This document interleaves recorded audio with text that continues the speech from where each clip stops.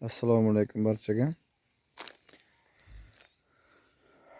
2026-yil 9-mart kuni video olyapmiz. Hop, mana kavraklarni oktyabr oyida ekilgan kavraklarni 1-yanvar 2026-yil, demak bundan 2 oydan ziyodroq vaqt oldin video qilganda hali yerdan endigina yorib chiqqan edi. Juda kam sonli edi. Mana 2 oydan ziyodroq vaqt o'tib mana shu darajaga kelibdi. O'sha Dehqonobod kavraklari.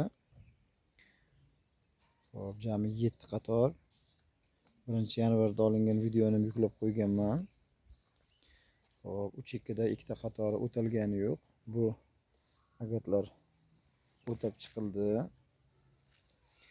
Mana kavraklarni bo'yi taxminan 40 santimetrcha chiqadi. Eng balandlari mana 40 santimetr balandlikdagi kavraklar juda ham yaxshi o'sdi.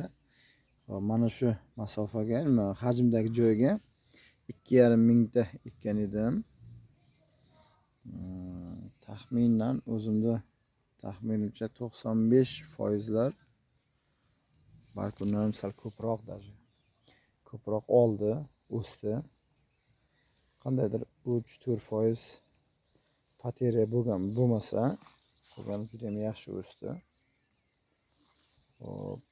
Bu men bilishimcha suvni juda ham yaxshi ko'rar ekan. Sababi mana shu yerda mana qor, yomg'irning suvi klinkaning ustidan tushgan. Birinchi ariq juda ham zax bo'lib turar edi doimiy. Men chirib ketmasmikan dedim, yo'q. Aksincha mana shu suvni yaxshi ko'rar ekan. Birinchi agatda mana farqini ko'ryapsizlar. Birinchi agat juda ham yaxshi o'sgan. Keyin u agatlar chekkasiga ham kartoshka ekilganda suv quyilgan. Bulardan farqli, bularga quyilmagan vaqti.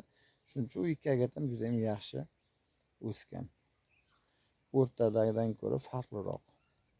Shu hisobda 2,5 mingta ekilgan bo'lsa, 95% dan ziyod ko'karib chiqdi. Xo'p, endi tagini ham kavlab ko'rsataman. Yaqinda ham shular mana shu yerda bir tasini kavlagandim.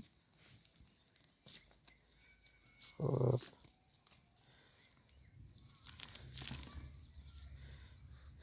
Pichoq olib o'tirmadim, qo'lda kavlayirdim. Hop, mana tagi ochildi. Shu bosh barmog'imni hajmicha keladigan hajmda.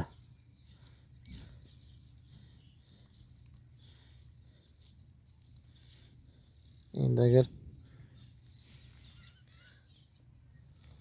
dori bermoqchiman, azot.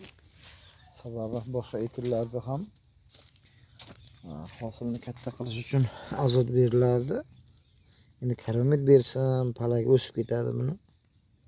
Shuning uchun bu ham chiqsa shu bosh barmoqcha chiqadi. Bundan katta emas. Shuning uchun azot berishni rejalashtirib turibman. Hozir hech narsa berganim yo'q. Shu ekilgandan keyin birinchi suvni shu ekkan vaqt kunimiz bergan edik. Hop, undan keyin yog'ingarchilik vaqtlariga to'g'ri keldi, qorga to'g'ri keldi.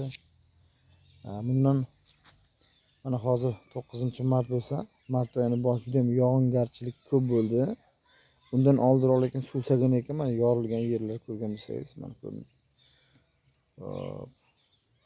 Mart oyining boshida suv quydim. Juda ham zaxlatmadim.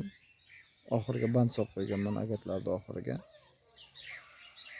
Bandga yetib borgandan keyin birozgina dimlab, keyin og'zini yopib yurdim. U bilan bir kun o'tib yomg'ir yog'di.